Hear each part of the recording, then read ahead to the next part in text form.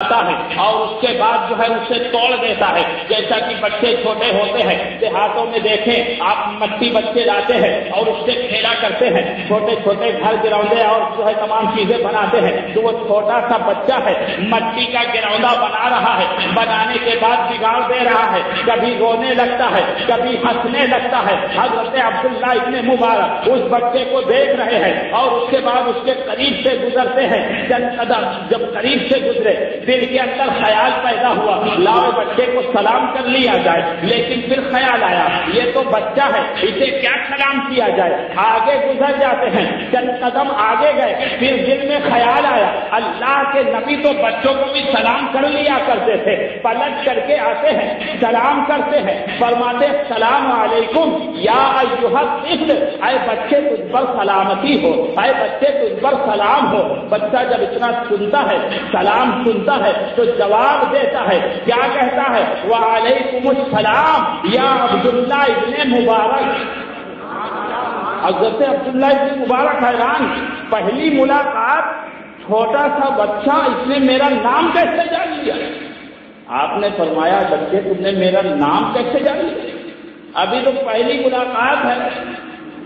عرض کرتا ہے حضور جو اپنے خدا کو جان لیتا ہے, خدا کی معرفت حاصل کر لیتا ہے, خدا کو پہچان لیتا ہے تو مخلوق خدا اس سے پوشیدہ نہیں رہتی ہے. جب خدا کی معرفت حاصل ہو گئی تو مخلوق کی معرفت کیوں نہ حاصل ہو.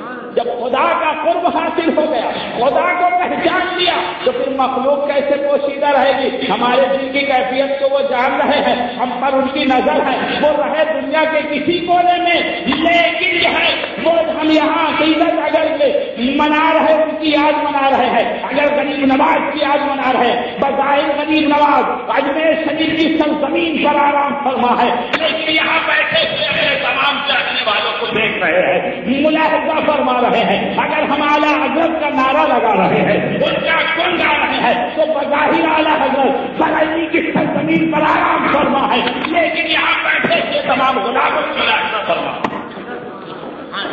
حضرت عبداللہ ابن مبارک نے دیکھا کہ یہ تو بڑا جو ہے پہنچا ہوا بچہ لگ رہا.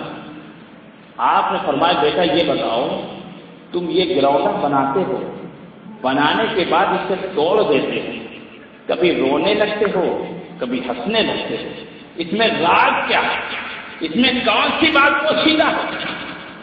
عرض کرتا ہے بچہ حضور اس گراؤنڈے کو جسے میں بناتا ہوں بنانے کے بعد چھوڑ دیتا ہوں, جب مرضی چاہتی ہے اسے بنا دیتا ہوں, جب مرضی چاہتی ہے اسے بگاڑ دیتا ہوں. تو حضور اس کے اندر میں کائنات کے اس بات و نفی کا نقشہ کھینچ رہا ہوں.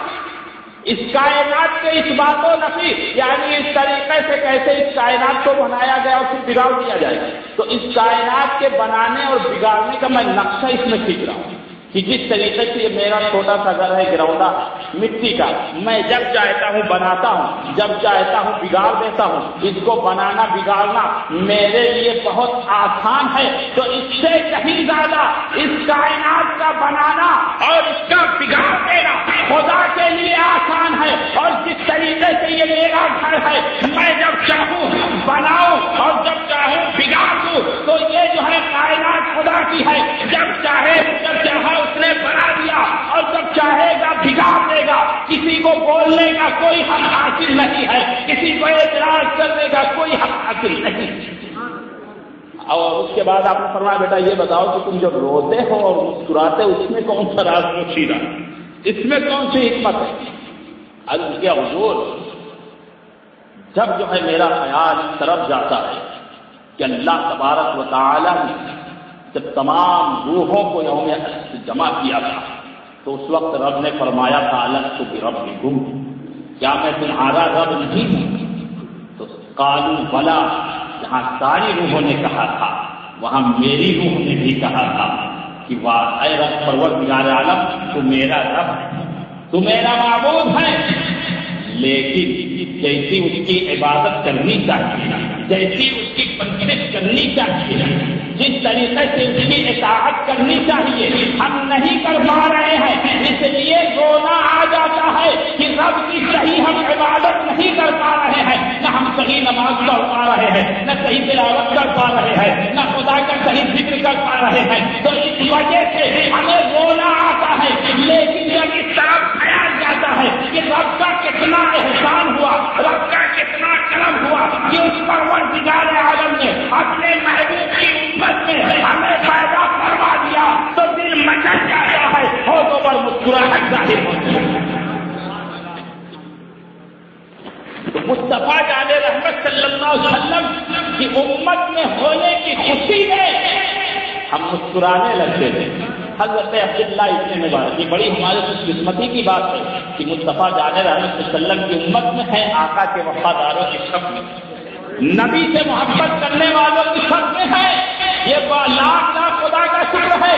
مسلمانوں یہ نہ سوچو کہ دولت نہیں ہے، سرمایہ نہیں ہے، طاقت نہیں ہے، نہیں، بلکہ یہ خیال کرو کہ دولت نہ دی رب نے تو کوئی بات نہیں، سرمایہ نہ دیا کوئی بات نہیں، طاقت نہ دی کوئی بات نہیں، عزت نہ جو ہے شہرت نہ دی کوئی بات نہیں، دولت نہ دی کوئی بات نہیں، لیکن رب نے مصطفیٰ کی محبت کو عطا فرما دی ہے، مصطفیٰ کا عشق عطا فرما دیا. یہ سب سے بڑی سعادت مندی ہے. اور اسی پر اگر ہم خدا کا شکر ادا کرتے رہے تو زندگی بھر ادا نہیں کرتے. صرف اسی ایک جو ہے خدا کی نعمت اور رحمت پر کہ اس نے اپنے محبوب کی امت بنا دیا ہے، مصطفیٰ کے وفاداروں کی صف میں رکھ دیا ہے. تو اے لوگوں، مصطفیٰ جانے رحمت سے محبت کرو، یہ سب سے بڑی کہانی خوش نصیبی ہوگی. اس لیے کہ یہ کائنات تو مصطفیٰ کے صدقے میں بنائی گئی ہے، اور جو ہے وہی شخص کامیاب ہوگا جو مصطفیٰ جانے رحمت سے محبت کرتا ہوگا، جو نبی کریم صلی اللہ علیہ وسلم سے عقیدت رکھتا ہوگا. اسی لیے اعلیٰ حضرت سے جہاں اور چیزوں کا پیغام دیا ہے، سب سے زیادہ نبی کی محبت کا پیغام دیا ہے کہ اے لوگوں، تم سب سے زیادہ نبی سے محبت کرو. اگر نبی سے محبت کرو گے تو تمہارے سجدے بھی قبول ہو جائیں گے، تمہاری عبادتیں بھی قبول ہو جائیں گی، تمہاری تلاوت قرآن بھی قبول ہو جائے گی، تمہارے مجاہدات بھی قبول ہو جائیں گے، تمہارے نیک عمل بھی قبول ہو جائیں گے. اور اگر تم مصطفیٰ سے محبت نہیں کرو گے تو تمہارا کوئی عمل خدا کی بارگاہ میں مقبول نہیں ہو سکتا. نعرہ تکبیر، نعرہ رسالت، مسلک اعلی حضرت، فیضان اعلی حضرت، جشن غریب نواز، فیضان غریب نواز، خواجہ کا ہندوستان، ہندوستان میں مسلمان. حضرت عبداللہ ابن مبارک اب جب دیکھا کہ بچہ اتنا بچہ ہوا لگ رہا ہے تو آپ نے ارشاد فرمایا، بچے ایک سوال آپ کے ذہن میں تھا. آپ نے کہا بچے ایک سوال میرے ذہن میں پوچھوں تجھ سے جسے میں خود ہی نہیں آج تک سمجھ سکا، میں خود ہی آج تک سمجھ نہیں سکا.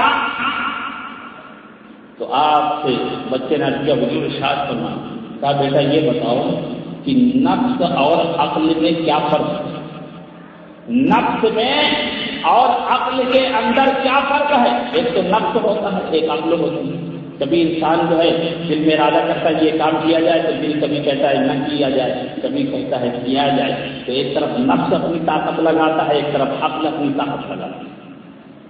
تو آپ نے جب پوچھا تو بچے نے کہا حضور آپ جب میرے قریب سے گزرے آپ کے دل میں خیال، ابھی کچھ آپ نے کہا نہیں لیکن دیکھیں خدا کی معرفت حاصل کرنے والے کی شان کیا ہوا کرتی ہے، دل کے خطرات پر نظر ہوا کرتی ہے. کہا حضور آپ جب میرے قریب سے گزرے تو آپ کے دل میں خیال آیا کہ لاؤ سلام کر دیا جائے. پھر اس کے بعد دل میں کہا کہ بچہ ہے اس سے کیا سلام کیا جائے. آپ نے سلام نہیں کیا، آگے گزر گئے. پھر خیال آیا کہ اللہ کے نبی تو بچوں کو بھی سلام کر لیا کرتے تھے، آپ پلٹ کر کے آئے، آپ نے مجھے سلام کیا. تو آئے عبداللہ ابن مبارک بات یہ ہے کہ جو تمہیں سلام کرنے سے روک رہا تھا آگے لے گیا وہی تو نفس تھا، جس نے سلام کرنے سے روکا آگے لے گیا وہی نفس تھا، اور کس نے پلٹا دیا کہ اللہ کے नबी बच्चों को सलाम किया करते थे, आप पलट करके आए, आपने सलाम किया, तो वही तो अक्ल थी, वही अक्ल थी जो आप पलटा करके आपको लाई। तो आए लाने वक्त नफ्स वो है जो नबी की सुन्नत के खिलाफ चलाए, और अक्ल वो है जो नबी की अदाओं पर कुर्बान है। तो आज लोग नफ्स का काम करते हैं और कहते हैं ये अक्ल का काम। ये अक्ल का काम नहीं है नबी के सामने गुस्ताखिया करना। अक्ल वाले वो हैं जो मुस्तफा जाने रहमत की अदाओं पर अपना सब कुछ कुर्बान करते हुए नजर आते हैं, वो अक्ल वाले हैं। और जो नबी की शान में गुस्ताखिया कर रहे हैं वो नफ्स परस्त है, वो नफ्स के धोखे में है। और याद रखो, जो नफ्स के पत्रों फरेब में आ जाता है वो कामयाब नहीं होता, बल्कि वो खुदा की बारगाह से मरदूद कर दिया जाता है। इसलिए जब नफ्सानियत